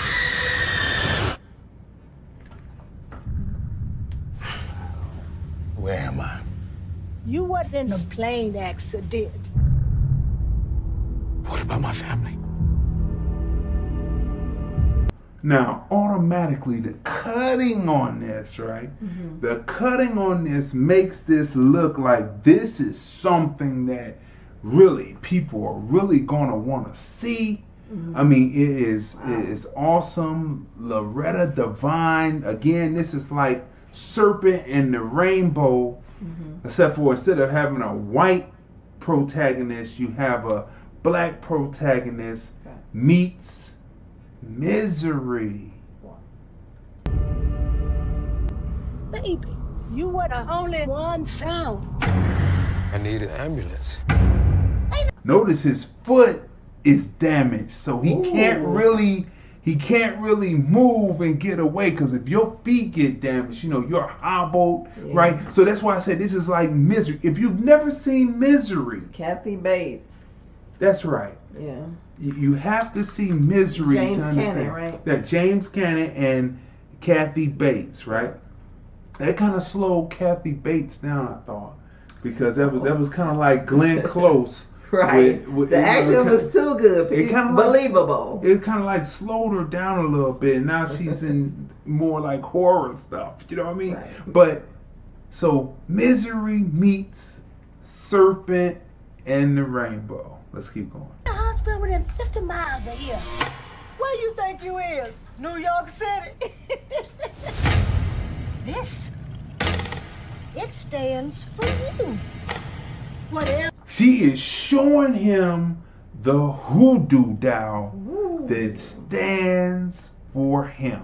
Now I'm gonna have to turn this down because they bring in the music. Okay. I got a spell on you. Okay. Cause you're mine. Okay. So I'm gonna turn it down, but I'm gonna keep playing it. Okay. But we just need to turn it down a bit so that we can talk over it. Okay. So as you see, they bring this in, right? I'm gonna fix And she's talking about she's gonna fix him real good, right? She gonna fix him real good, and you see they got the voodoo circle or the hoodoo circle, right? Are they doing voodoo or are they doing hoodoo? But here he is trying to get free. You may live And in the city. this is gonna be a horrifying picture. This can really go down in our story, in history, in movie as a classic. Do you understand? Where can we see this? It's coming out on all streaming platforms October 30th. Look, she's got his face, got him made up in this voodoo doll. Okay, yeah. Got him sinking into, right? Because the woman in Get Out, Get Out having the voodoo and being able to teacup. With a teacup. That was a stretch. Okay. What was that movie we saw where the black woman took over the white woman's body? Oh, and Kerry Washington was in it. And they took over. Remember, because they was about to lynch them, and what they did was they switched with the children. Right. And as the children, that's a horror film. Yep. Yeah, as the children got older, I thought about that. They had these are black people who switched to the children, and so the children couldn't talk. So as the men were taking the woman and the husband out, the black woman and the husband out to hang them, the kids was like, and the parents hung their own children that had been switched. So as they got older in the generations, they were looking for someone to switch into. So the woman came as a caretaker. Right. What is the name of that? I'm film? looking it up now. Right? And so she comes as a caretaker. Right. And the black woman switches, but the black man didn't switch yet. He's still a white guy. And Kerry Washington comes in, and the woman is looking like, No, they hadn't switched yet, right? Right. They hadn't switched. He said, how long have you been here? But it was too late because they had been grooming the white girl. It's something about the skeleton key. That's it. That's Good it. memory. Skeleton key. If you have not seen the skeleton key, you have to see that film, because in actuality, the black people win in it. And you know what? They don't have the skeleton key on her Wikipedia page. Like, I'm looking at all of her films. The skeleton key, right? Yeah. So you have to see this. So this is in that framework where it's hoodoo being controlled, right? Where hoodoo is in control. So they end up switching with the woman switches into the younger girl's body, which is the white girl. But she saw Kerry Washington and said, well, I haven't groomed you, so we're coming down to the anniversary, so we have to switch soon, or I would have took her, because I'm tired of being in Caucasian body. You have to see the skeleton key, right? So this is poised to be on that level. Because it is horror. It says it horror. Is horror. It is a horror film, and they do Kate not. Hudson and Kerry Washington. And they do not play that film up. You have to see the skeleton key. Yeah. Let's continue. So here he is. She slaps the doll. Watch this. Watch this. Let me back this up. And turn that up a little bit. Let me turn this up. He's outside. He's looking out the window, and he's like, hey, help me, I gotta turn this up. You got to feel the full velocity of this right here. This is gonna be a great movie. Loretta Devine, Out of Type. She's playing out of type. Against type, right? So let's see, where is it? Is this here? I didn't go back too far there. Okay, here we go. Yeah, she is playing against type. Here it is. Watch this. This is for your own good. She took his tongue. She takes his tongue him through the hoodoo. His tongue is still there, but she took his tongue so he couldn't talk. This is the standard hero's journey. Yes. How is he gonna get out of this? How is he gonna build to the point where he gets out of this? This It's gonna be a great film. This right here, October 30th, we are there on all streaming platforms. We told you to share, people, because we were bringing you things that you would not see, that you probably don't know that are coming. Yes. This probably would have stormed in the movie Yeah, it theater would've. October 30th. I'm trying to point to the box, look. What? On the screen. See the box? Yeah, the box with his tongue missing. Yeah. Right? This is gonna be phenomenal, Yeah, right? it is. Spell. Well, yeah, we Right? will be watching this. We will be covering it. October 30th on Prime Video. We're there. Amazon Google, Prime. all these different places. They have it because they want this to be number one. This is Loretta Devine. Yes. Opposite. Yep. Omar. What's his name? Omar Hardwick. Omari Hardwick. Omari Hardwick. Hardwick. Right? This is going to be. Let people know that this is coming out. It's called Spell. Yeah.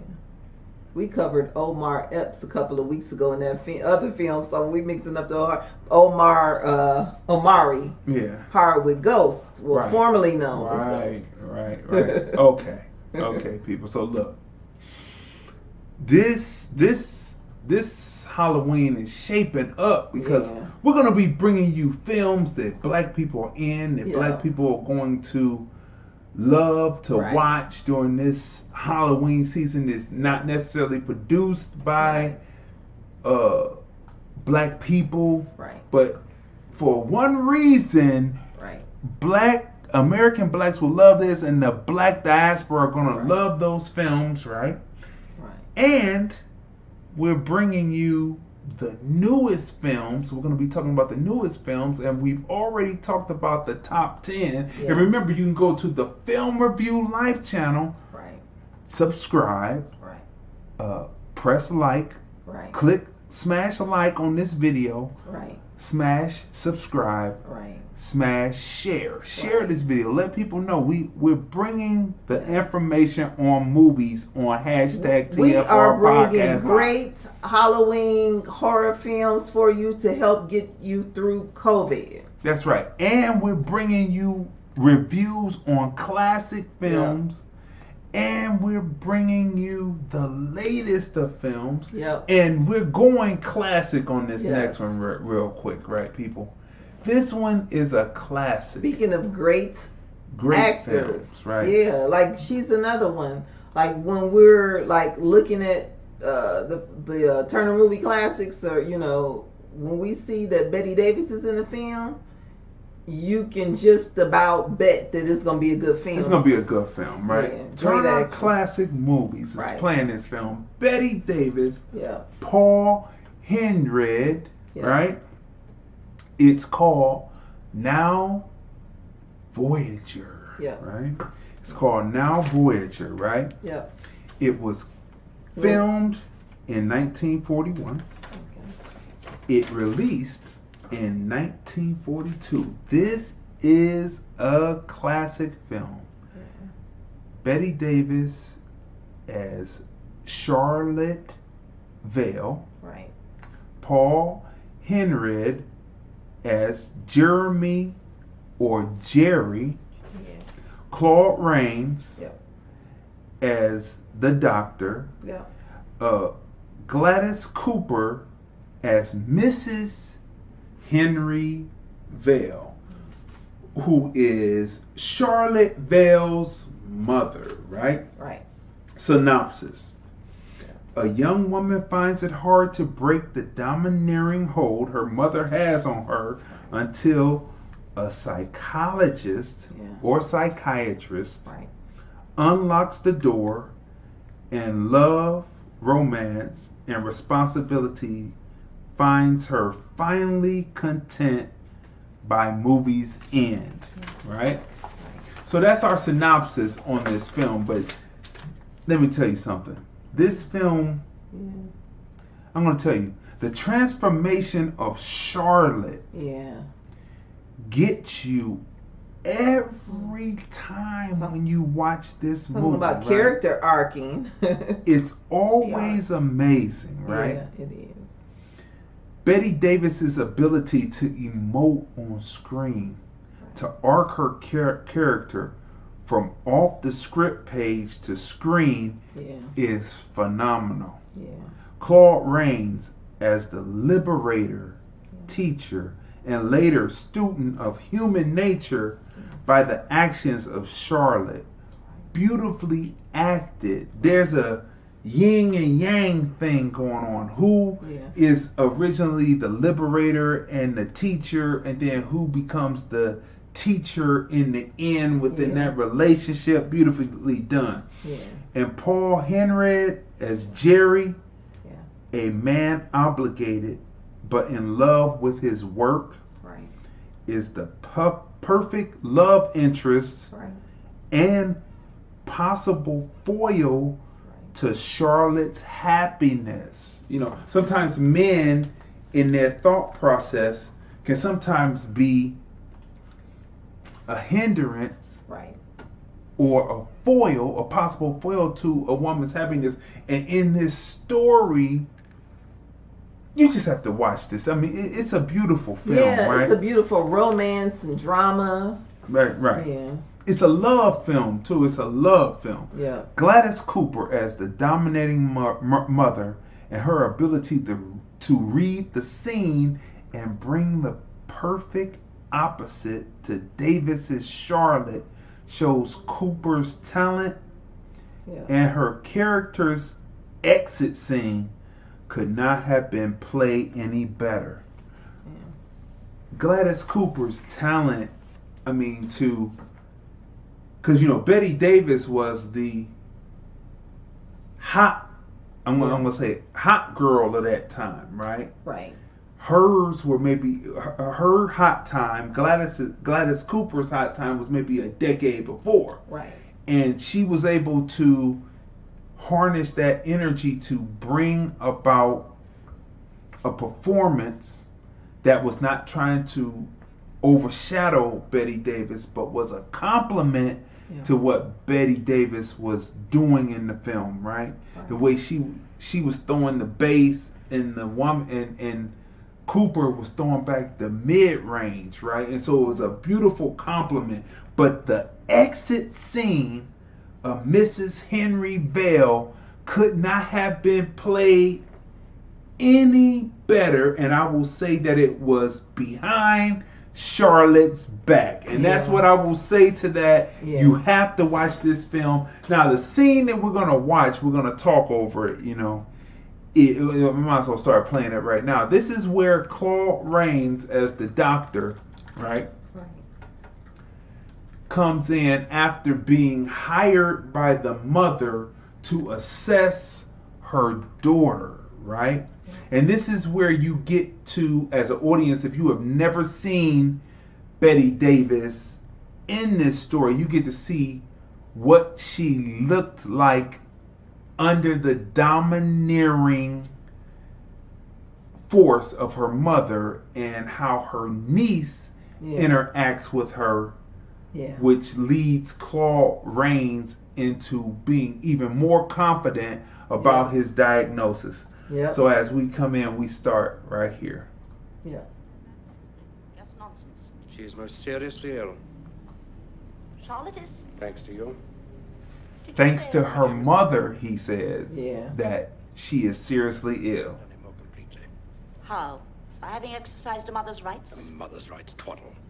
A child has rights. A person has rights.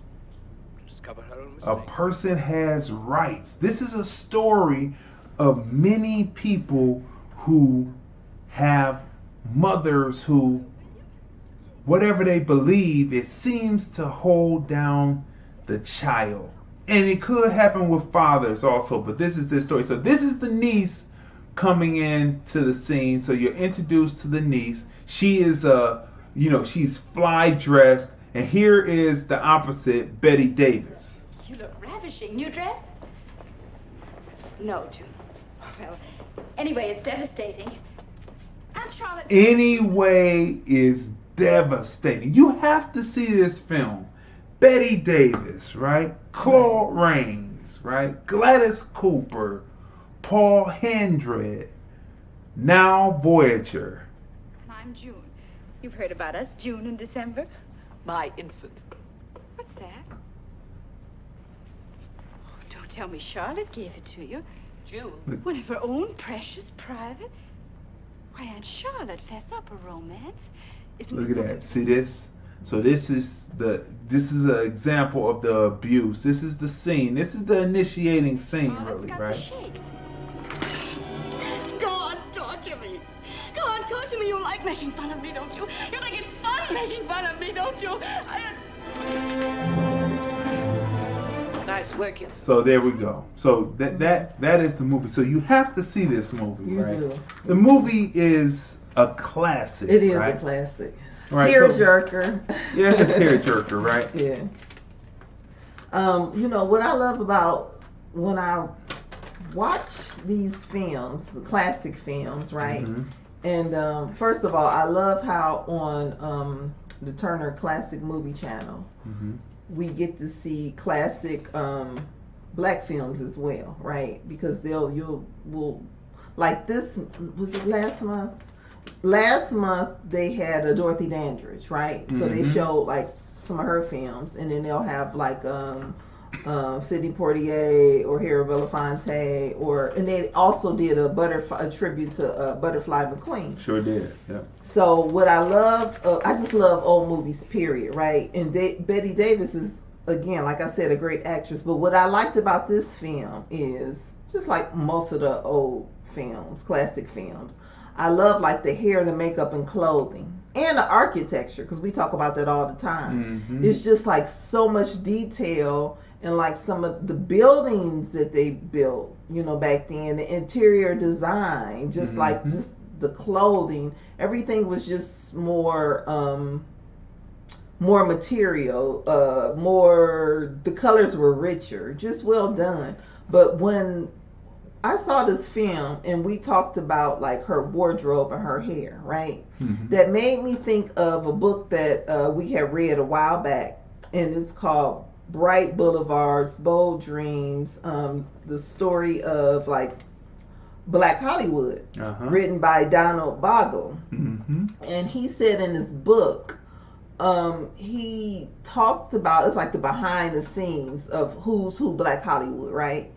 And he talked about how in these films, like the Betty Davis films, or Gone with the Wind, just like all of these old classic films, that they had black hairstylists and makeup artists, right? Right. And so when we see a lot of the hairstyles that we'll see Betty Davis with, and like a Dorothy Dandridge with, or Lena Horne, most of the time it was the same black hairstylists. That's right. These are black hairstylists. When you watch these classic films, see, this is what people need to realize is American black culture is the culture of America. Right.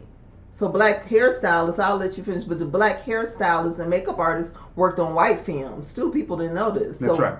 So they show you, like, they'll show you those old clips and behind the scenes, and they'll show you white people working. Right. But when in actuality it was black. When you see Betty Davis's hair up with those curls, like how it is in this, like how it is here on this poster, those were black hairstylists styling the white women's hair. So the hairstyles that you saw were black women's hairstyles. Yeah. Right? Yeah.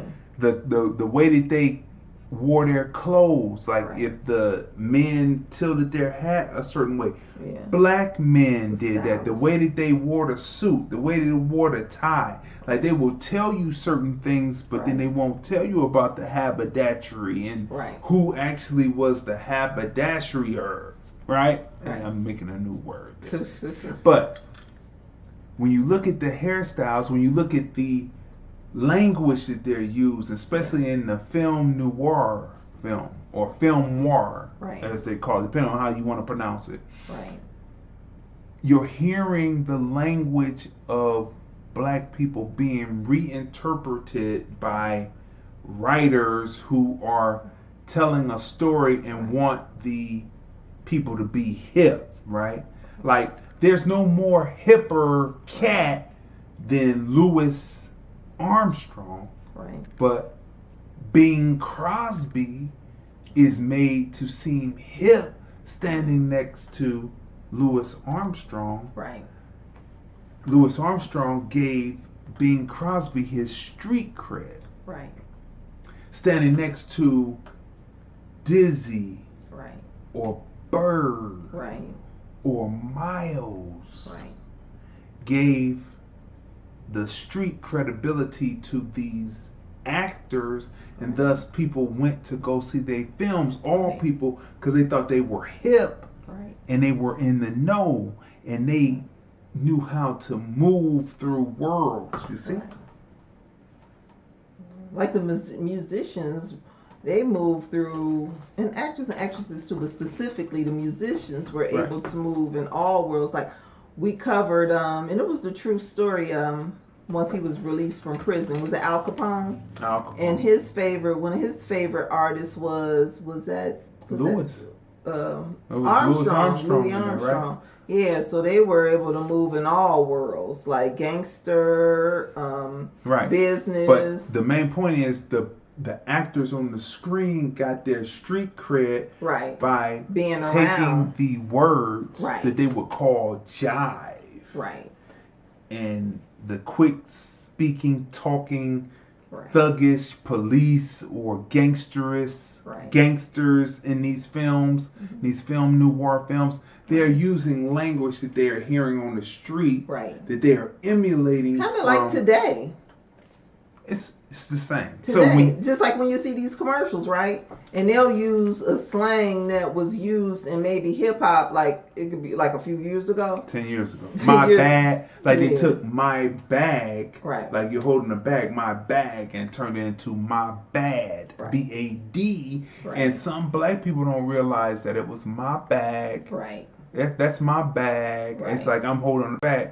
They don't realize, and they say, that's my bad, picking it up from them because they heard it wrong. Or you'll be watching, or I'll be watching, let's say, one of the TV shows. I'll be watching one of Andy Cohen's shows, his What's Happening Live show, or either one of the Housewives shows, and then somebody will say shade, right? So you'll hear terminology from black culture now has been embedded into other cultures. That's right. Yeah. That's the way it is. So just like it was in the past, it is current day. But what's interesting to me, like once we read the book, we read the book like years ago. You'll see in the films like the black maids and butlers, right? Right. But they didn't show you in film how the beauticians, the women who helped do their hair and who did their makeup were black women. Like they didn't show that part. That part, you know, we read about in a in his book. In the book, right? So in the book, and that's a black author, and you should pick that up. Yeah. It came out in the 90s. Yeah, so if you're not hip to that, Donald Bogle, put that into your repertoire to read, right? So let's go through cinematography on Now Voyager. It's a 10. Yep. Storyline through line is a 10. Yep. Character arc is a 10. The acting skill and the emoting is a 10. Wardrobe, the cars, the set design, again, is 10. Right. The drama, the romance, the love in this film is a 10, right? The various locations, because they go around the world in this film. Yeah, they do. So the various locations are a 10, right? The story beats leading from one point to the next, that's a 10. And the believability is a 10. What would you rate Now Voyager? 10 for also for everything you said. Like the acting, the storyline, this one has a twist too, right? Yeah, it's a twist. I love Big twist. the films that we bring to you, the classic films, are truly like really, really, really good films. Like we dive in and bring you great films. This was a great film for everything. And when you know, when you learn where all of this comes from, you really enjoy the films more. Right. This has been another great, grand, jam-packed episode of the Time Film flew Review. by. Not enough time. We will see you next week at 5:30 p.m. Pacific, 8:30 p.m. Eastern on another episode of the Film Review. The Film Review, movies, music, culture, politics, society podcast, interviews, movie reviews, and more. Live Sundays at 5:30 p.m. on the Film Review Live channel. Subscribe. Hi, this is Bernadette Stannis, Thelma from Good Times, and you're watching The Film Review.